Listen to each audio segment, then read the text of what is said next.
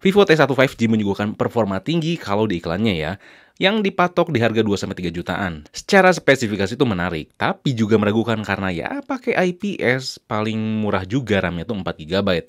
Jadi pasti ada yang ragu ya buat beli dan pakai ngegame di budget terbatas kayak gini. Juga pasti ya terbesit di pikiran kalian, kalau misalkan performanya tinggi gimana aspek lainnya? Oke, semua kerugian dan aspek lainnya kita bahas di review kali ini ya. Di sini Fadil, langsung aja kita bahas.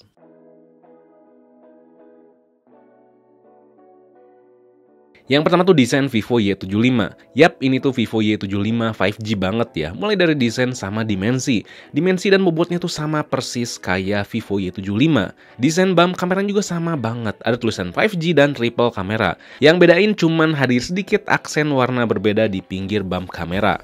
Tentunya Vivo ngelakuin hal ini karena meminimalisir budget. Nggak perlu ngelakuin research atau ya desain tertentu yang bisa nambah biaya atau waktu. Jadi pakai yang ada aja lah. Secara feel emang kalian gak bisa ngarep premium, tapi secara ergonomi ini cukup nyaman. Gripnya asik, bobotnya juga ringan tapi gak ringkih. Nggak kayak ponsel dengan baterai 5000 mAh. Walaupun mengusung desain frame yang flat, tapi di pinggirnya tuh dikasih sedikit sudut 45 derajat biar nggak terlalu kaku. Untung juga di sini masih ada jack 3,5 mm. Dan walaupun ini nggak dikasih rating resmi IP, tapi di sini Vivo udah berusaha biar nggak mudah kemasukan debu atau air. Bisa dilihat dari slot SIM-nya yang ada pelindung karetnya. Tentu juga buat meminimalisir budget, masalah feedback getar kalian nggak bisa ngerep premium. Masih kasar dan kesannya murahan. Masalah keamanan, kita dikasih sensor sidik jari di tombol power yang cukup cepat pembacaannya, termasuk untuk face unlock-nya. Bisa bekerja dengan baik dan bisa dipakai kalau kita pakai masker. Jadi overall masalah desain tuh lebih mengedepankan masalah ergonomi. Termasuk masalah suhu, saya nggak pernah ngalamin overheat ya di ponsel ini. Kalau masalah suhu pas lagi nge-game nanti kita bahas di poin yang lain. Kita bahas dulu masalah layar. Lagi-lagi buat meminimalisir budget, di sini saya rasain feel layarnya tuh sama kayak Vivo Y75. Layar dengan ukuran 6,58 inci panel IPS ini bisa menyuguhkan warna yang pop up dan akurat. Karena secara teori dia punya NTSC sampai 96%. Jadi buat kalian yang suka editing, kalian bakal dapat hasil yang akurat. Sehingga kalau misalkan kita pakai nonton juga emang nyaman ya dengan warna yang disajiin. Nggak berlebihan. Kita juga didukung sama speaker yang mono. Agak disayangin tapi nggak buruk. Nggak kayak ponsel-ponsel dengan speaker mono zaman dulu lah. Jangan disamain. Yang disayangin di sini bukan masalah panelnya nggak pakai AMOLED ya, karena IPS ada keunggulan tersendiri dibandingkan AMOLED. Yang disayangin adalah masalah refresh rate standar 60Hz. 60Hz buat sekarang tuh bikin performa keseharian ponsel serasa lambat. Serasa lemot secara teori ya emang nggak gitu, cuman secara feel experience-nya mengatakan seperti itu. Yap, buat kalian yang biasa megang ponsel dengan refresh rate 90Hz ke atas, pasti megang ponsel itu kerasa agak lambat, khususnya dalam masalah animasi. Tapi saya jarang yang ngalamin lag. Buat buka banyak aplikasi, chatting, buka sosmed ini itu fine-fine aja. Walaupun saya pakai variannya yang 4 GB RAM-nya. Kalau buka aplikasi lebih dari 10, kadang emang ada sepersekian detik lag lah, dan wajar juga, tapi nggak parah. Kalau kalian emang doyan banget ya buka aplikasi banyak, silahkan beli yang RAM 8 GB. Buat saya RAM 4 GB itu udah cukup ya, tapi ingat kalau misalnya kalian pengen yang 8 GB, bukan berarti kalian tuh ponselnya bakal lebih kenceng ya, tapi bakal lebih leluasa kalau misalkan buka aplikasi tuh banyak ya. Nah, si Fantouch OS 12 berbasis Android 12 di sini juga masih saya suka, khususnya masalah sinkronisasi aplikasi Google dan kinerja notifikasi aplikasi.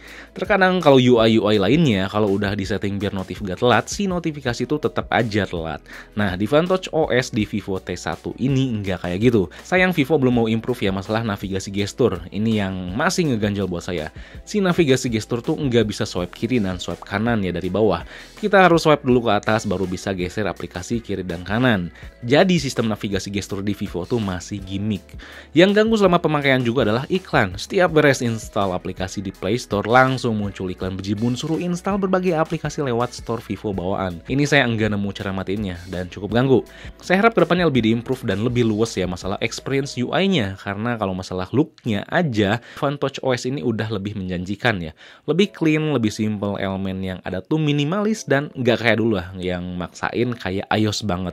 Yang keempat adalah gaming dan baterai. Masalah gaming emang mengkhawatirkan ya awalnya, karena ya biasanya ya ponsel 2-3 juta dikasih MediaTek terus tuh diiming-imingi ya performanya tinggi, biasanya tuh ya cepet panas.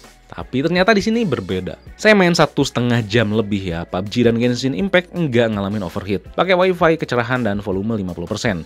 Kita dikasih Ultra Gaming Mode ya, yang berisi berbagai fitur kayak ningkatin sentuhan, blokir notifikasi, dan lain-lain. Yang menarik ada e-sport mode. Fitur ini lebih meningkatkan masalah sensitivitas layar dan lebih optimalin pas ngegame. Yang sayangnya ini supportnya nggak buat semua game. Saya coba main PUBG nyalain e-sport mode ini, emang lumayan kerasa meningkat ya si sensitivitas layarnya, tapi nggak pakai banget.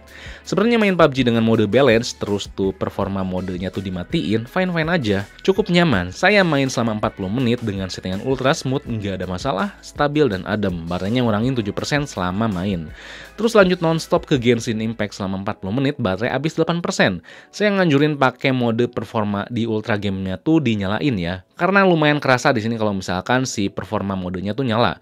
Kalau lagi di open world, nyamannya tuh grafisnya settingan low aja. Karena si frame dropnya tuh lebih minim ya, tapi pasti bakal kerasa. Apalagi kalau misalkan musuh lagi banyak atau lagi banyak orang gitu. Kalian nggak bisa ngarep lebih lah. Tapi untuk harga ponsel segini udah bisa handle dengan baik. Tapi misalkan kita tuh lagi di dungeon atau lingkungan yang sepi, di settingan grafis medium udah bisa dihandle dengan baik, smooth. Dan overall baterainya tuh emang bisa dikatakan baik ya, tapi nggak sesuai yang seperti saya harapkan di awal. Saya pikir hadirnya 60Hz tuh bakal bikin baterainya tuh awet banget ya, tapi ternyata awet aja. Dari 95% ke 2% dengan pemakaian kasual tanpa ngegame yang cukup intens buka sosmed ini itu ngasih screen on time selama 6 jam 53 menit. Jadi ya 60Hz di sini tuh bukan masalah buat meminimalisir konsumsi daya, tapi buat meminimalisir budget. Kalau baterai tuh masih awet si Vivo Y75 5G. Untuk urusan ngecasnya dari 0 sampai 95% dengan casan 18 watt kita butuh waktu 1 jam 36 menit. Nggak paling cepet, cuman ya udah baik lah. Dan ya setelah dicoba beberapa waktu untuk main game, masalah sensitivitas layar yang saya khawatirkan di awal ternyata hilang ya. Cukup nyaman dengan panel IPS dan di harganya yang ada. Yang kelima, fitur lengkap. Di harganya ini juga masalah fitur udah jangan dikhawatirin. Sektor hardware ada NFC, ada FM radio, ada band 5G, N1, N3, dan N40 yang dimana itu udah mencangkup provider di Indonesia saat ini. Dan untuk sektor Bluetooth masih versi 5.1 aja. Belum yang terbaru ya, termasuk Wi-Fi-nya masih versi 5. Namun masalah daya tangkapnya baik Wi-Fi atau koneksi data udah cukup baik di harganya. Untuk softwarenya kita bisa dapetin notification history buat lihat notif yang udah hilang, ada lock apps buat kunci aplikasi, ada app clone buat duplikasi aplikasi, ada custom gesture tombol atau layar buat jalanin perintah tertentu, dan ada beauty call buat WhatsApp.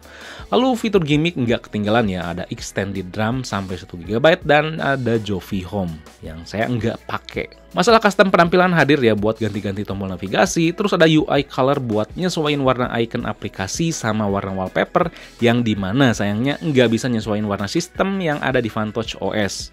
Terus kita juga bisa ngubah font, ada beberapa pilihan tema juga di store-nya, dan ada dynamic effect buat atur masalah animasi-animasi yang ada di ponsel. Yang terakhir adalah kamera yang standar. Karena mengedepankan performa, tentu jangan berharap lebih ke masalah kamera. Emang nggak jelek, namun ya standar aja. Buat nutupin kekurangan yang ada, Vivo tuh mutusin buat tinggiin saturasi gambar. Setiap objek yang diambil walaupun AI dimatiin, gambar tuh selalu pop up. Detailnya standar, noise-nya tuh masih terkadang lihat jelas walaupun cahaya nggak redup-redup amat. Kalau outdoor kalian pasti agak suka ya, karena gambarnya tuh udah mateng dan bisa langsung di-share di sosmed atau di grup WhatsApp keluarga. Tapi kalau indoor emang ya, walaupun misalkan cahaya itu redup, kata saya tadi, detailnya tuh agak kurang. Kelihatan banget diperhalus buat meminimalisir noise. Untuk selfie-nya dengan mode cantik mati, untung muka tuh nggak kelihatan mulus ya, atau saturasinya tinggi. Lumayan apik lah. Kalau malam hari bisa bekerja sesuai harganya, dengan dibekali mode malam yang bisa sedikit mempercerah situasi. Dan kita juga masih bisa ngulik di mode pro ya, karena lumayan ada ISO dan shutter speed yang bisa kita atur. Ada juga mode timelapse dan slow-mo biar kita nggak terlalu bosan sama fitur kamera yang ada. Untuk urusan video, kita cuman bisa ngambil 1080p baik kamera depan ataupun belakang. Kita nggak bisa berharap lebih ya masalah kestabilannya, karena standar banget. Namun kita bisa mendapatkan fokus objek yang cukup baik walaupun objek lumayan dekat. Saturasi warnanya juga nggak setinggi waktu kita ngambil foto, jadi lumayan lah. Cuma emang sayang di kamera depannya emang bagus ya, si kontur wajah dan pori tuh kelihatan. Nggak dipermulus tapi terlalu over ditajaminnya. Dan kelihatan agak putih muka kita. Tapi untungnya lumayan stabil kalau dipakai jalan dibandingkan kamera belakang. Jadi overall kameranya tuh standar tapi tetap solid. Kalau misalkan backlight ya di belakangnya masih kelihatan overexposed, tapi di depannya lumayan nggak terlalu gelap. Dan misalkan bicara masalah kestabilan ya cukup baik lah, dipakai ngevlog ya lumayan oke. Jadi well done lah gitu. Oke. So, Vivo T1 5G ini cocok buat kalian yang nyari ponsel 2 jutaan dengan performa yang solid tapi adem. Karena di dalamnya udah dibekalin sama sistem cooling yang emang baik ya, sesuai di situsnya, jadi nggak gimmick. Turbo di sini juga enggak gimmick, tapi enggak lupain masalah kestabilan sistem. Ada 3 hal yang dikorbanin dan benar-benar kerasa yang harus kita terima. Yaitu refresh rate-nya 60Hz, terus tuh si baterainya yang emang nggak boros tapi nggak juga spesial. Dan yang terakhir adalah masalah kualitas kameranya yang terlalu berfokus terhadap saturasi warnanya yang tinggi. Kalau misalkan panelnya IPS bukan menjadi kekurangan ya, karena bisa memberikan experience yang baik dan warnanya juga akurat. Kalau misalkan kalian tuh kekeh ya harus si AMOLED, kalian bisa loncat ke Redmi Note 11 ya. Harganya lebih murah, itu tuh bisa menyuguhkan panel AMOLED, terus speakernya juga udah stereo. Namun ya di si Redmi Note 11 tuh nggak bisa menyuguhkan performanya yang tinggi, dan si sistem notifikasi dan sinkronisasi Google tuh nggak sebaik di Vantage OS. Dan terakhir buat kalian yang punya Vivo Y75 5G, nggak usah jadi ciut ya, karena di Vivo Y75 tuh bisa menyuguhkan kualitas baterainya yang lebih baik. Terus si kualitas kameranya juga lebih bagus dan lebih enak dilihat. Oke, jadi sekian aja ya review Vivo T1 5G kali ini. Kalau misalkan ada yang ingin tanyakan, kalian bisa tulis komen di bawah, dan jangan lupa juga buat like, share, subscribe, fix me, lalu nyalain lonceng notifikasinya biar gak ketinggalan video berikutnya. Oke, di sini Fadil, peace out.